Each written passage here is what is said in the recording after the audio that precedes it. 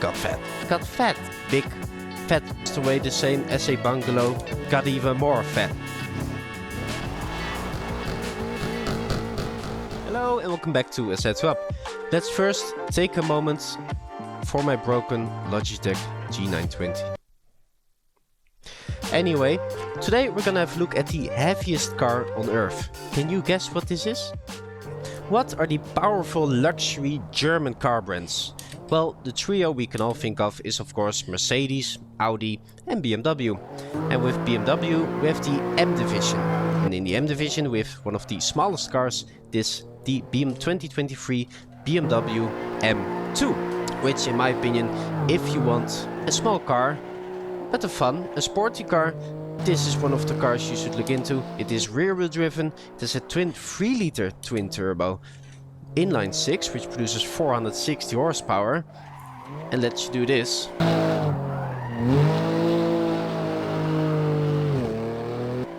It takes the cars from 0 to 100 kilometers per hour in 4.1 seconds, which is really quick though for a small car, I gotta say. But the thing about this car, it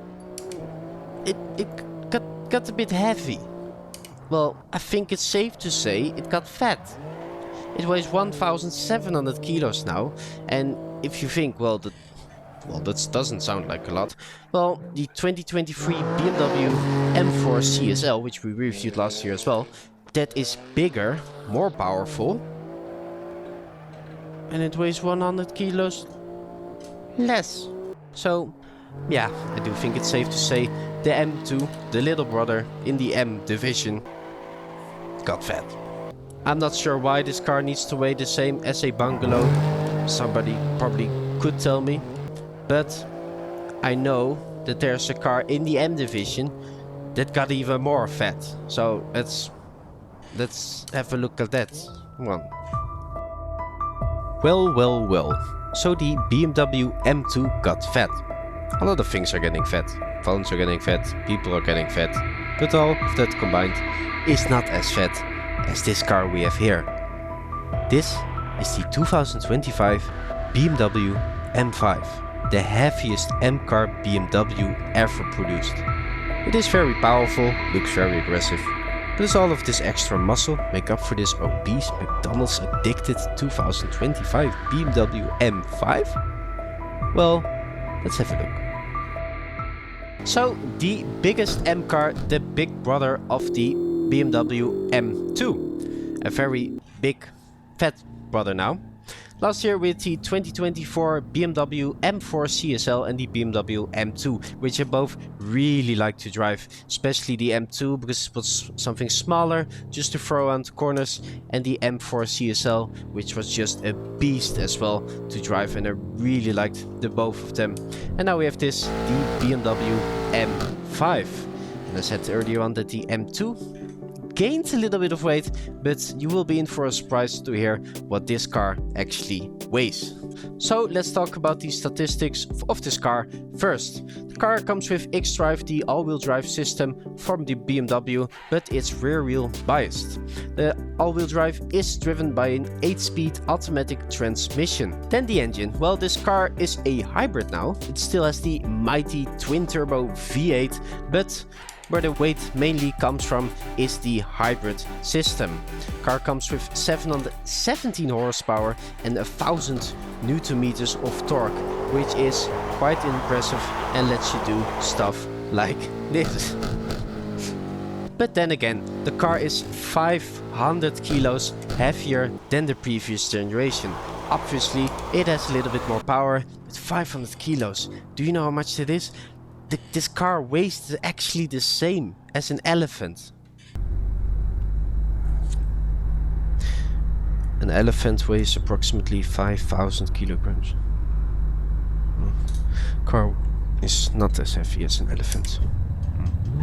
This car weighs the same as a BMW X7, the largest BMW SUV, fits 7 people. It's crazy, it weighs the same. The car weighs the same as older generation Cadillac Escalade.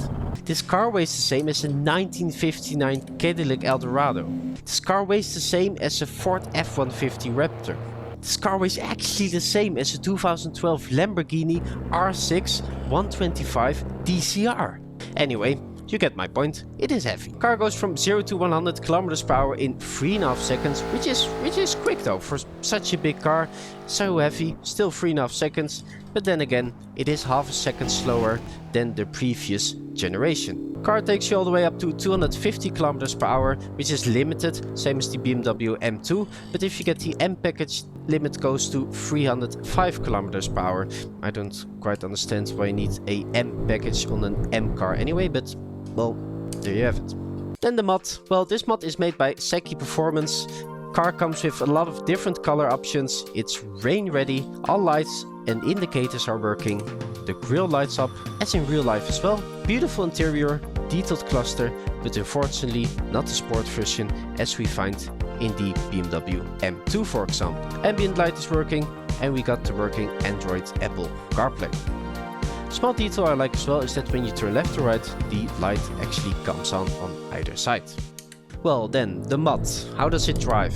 Well, gonna say you do feel the weight. It's a heavy car. Obviously I don't know how it drives in real life, but you feel it's heavy. Especially when you throw it around the corner, you just feel the weight, which is especially because I was driving the M2 earlier on as well, then you really notice a difference in weight.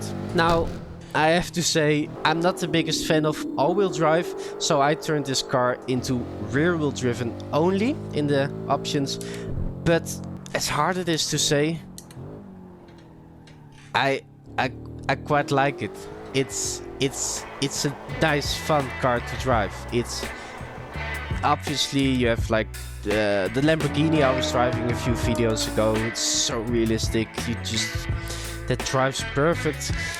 This might not be the most realistic car, the fastest, or just anything, but it's a lot of fun, especially around this track. Turn the traction control off and just let it rip around the corner and just burn up the tires. It is fun, it sounds fun. You can actually hear the turbo spool as well if you listen very closely, and it's just, oh, I don't think I even tried to get a normal lap with this. I just had a lot of fun with this. And that's, once again, that's the whole point about this game though. And the mods. It's nice that you can try everything that we have. From Ferraris, Porsches, Lamborghinis to BMWs. Even the Cadillac. And I do quite like it to drive a car that you will not expect to see around the track.